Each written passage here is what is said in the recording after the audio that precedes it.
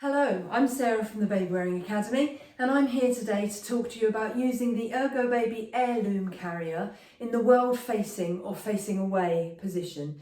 This is when you want to turn your baby around to face away from you. Honestly, it's never essential. You do not have to face your baby away from you.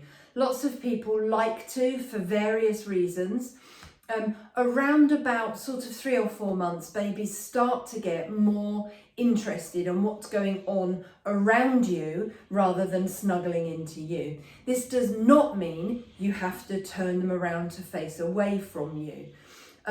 In terms of when you can, if you choose to face them away from you, what you're looking for is you're looking for your baby to have rock solid head and neck control. You can't have any of those moments. When you kind of sit your baby on your lap and hold them around their pelvis, if they're still a bit like a nodding dog, they are not ready to face away from you.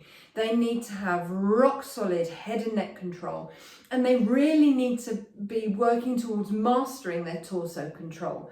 It's much harder for a baby to balance against the movements of your body when they're facing away from you. So they must have absolutely rock solid head and neck control and be working on pretty good torso control to be able to manage it. If they've got those and you want to face them away from you, you also want to make sure that when you put them in the carrier facing away from you, that the body panel reaches the top of their chest rather than up under their chin or over their face. You don't want it to be a hazard to their airways. What you will find is when you turn your baby around, they are going to scrunch down in the carrier and chew the top edge of the body panel. And that's fine if that's their choice. But you don't want the body panel to naturally sit across their face when you put them into the carrier. You want them to have to scrunch down to reach to chew that edge of the carrier, and they will do that. I will say that the Airloom, in my opinion, is the worst of the ErgoBaby carriers for the facing away position. If you're looking at this prior to buying one and the facing away position is an absolute deal breaker for you, then opt for one of the Omni carriers, the Omni Breeze, the Omni Dream, the Omni Classic. They all do the facing away position much, much better than the Airloom carrier does. It doesn't do a good facing away position. It's not great. But it's passable. So if you have an Airloom and you're like, oh, I'm going to turn my baby around, then fine, that's up to you. But yeah, it doesn't do it brilliantly. And make sure that your baby is big enough and has that sustained head and neck control. Once you've got your baby in the facing away position, you want to keep it to short periods of time. So save this position for when your baby is nice and awake and alert.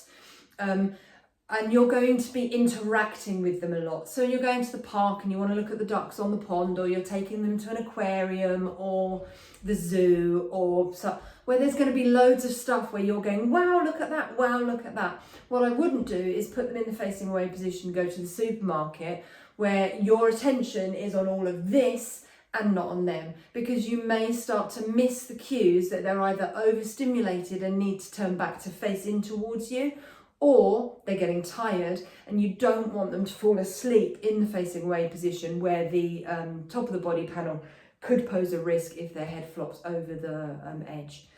You could cause a risk to their airways.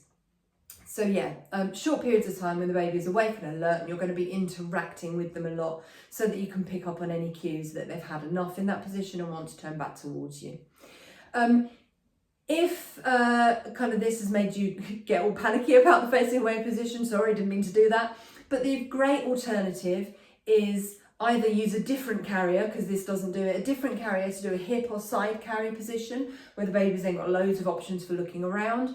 Or with a bigger baby, allowing them to get their arm out over the top of the carrier. Once they've nailed their torso control, having the carrier just in their armpits, letting them get their arm out over the top, that then gives them the space to turn around. They don't ever need to face away from you. The other option is a really good, nice high back carry. Again, you're not going to get it with the Airloom. But there are other carriers out there that will do a really good, nice high back carry. So your baby's head is going to be up here, and then you've got basically the same viewpoint. as your baby. But let me show you anyway. So to use this carrier for the facing away position, what you need to do is find your really annoying straps in the middle of the body panel here. You can tell I'm not a fan of the heirloom. You're going to take those straps and you are going to fully tighten them. What that does is it narrows the middle point in the body panel. Right, all we're then going to do is put it on in exactly the same way. So finding the waistband with the safety label goes against your body. Take the back panel, I'm going to switch it round so I can see what I'm doing. And I need extra webbing through. Get that done up in there. I'm not convinced. Oh, there you go. That was the click. That was a better click. And then I'm going to switch it back round. If you need to tighten it, hold it still in front of you. Tighten one side and then the other, because you want that panel to be in the middle of your back. So now I'm going to get my baby. This is Sam. I'm having to use Sam. Honestly, I would not put a baby of this size in the facing away position. But the other demo doll that I have is 3 to 6 month size and actually is too short. They've got a very they've got a very short torso. I don't know why. So my 3 to 6 month demo doll is actually a bit too short for the facing away position. So this is Sam. Once babies get to a certain size, and certainly that's true, this is true with Sam, it doesn't matter how good I get my seat in the facing away position, Sam's legs will start to drop, and that then starts to untuck their bum and they end up then leaning forward, and that just pulls on your back. So a baby of Sam's size, I would absolutely be putting in a hip or a back carry over the facing away position, absolutely every time.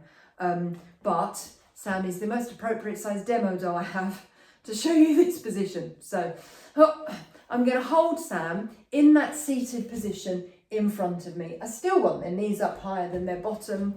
And then I'm going to find the body panel and I'm going to bring the body panel up in front of Sam like so.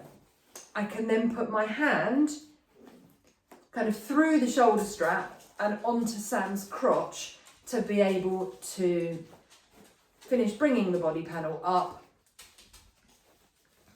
Find that back clip. I've got that strap around your leg, that's helpful. Again, demo dolls, man, with no muscle tone. It's so annoying. They do things like put their legs through shoulder straps. Right, find that back clip and I'm going to pop that back clip over both our heads like so. That arm's already gone into the shoulder strap. I can then swap the hand supporting the baby and I can put this arm in. I want my arm through the shoulder strap and I want Sam's through the shoulder strap, like so. And then keeping that support, I can then, oh, thank you Sam, that one through.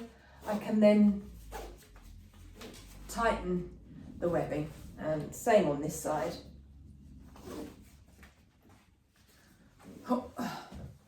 Right, then what I want to do, as you can see, I've got these straps running over Sam's shoulders. This is acting like a seat belt. I don't want Sam to have their arms out the top of the carrier here because I don't want them to be leaning forward. So I'm then going to put my hands under Sam's thighs and I'm going to tilt their bottom away from me so that it transfers their weight onto the back of their bottom. I want them in, so turn this way because of my good leg, I want them in a sort of seated position rather than perching on a bar stool. Well, look, you can see that. I don't want that.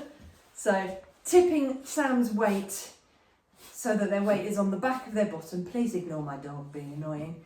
And then, yeah, getting the carrier as snug as I can, really, to keep their weight hugged as far back into me as possible. This is the difficulty with this position. It puts Sam's weight further forward rather than being curled in towards me.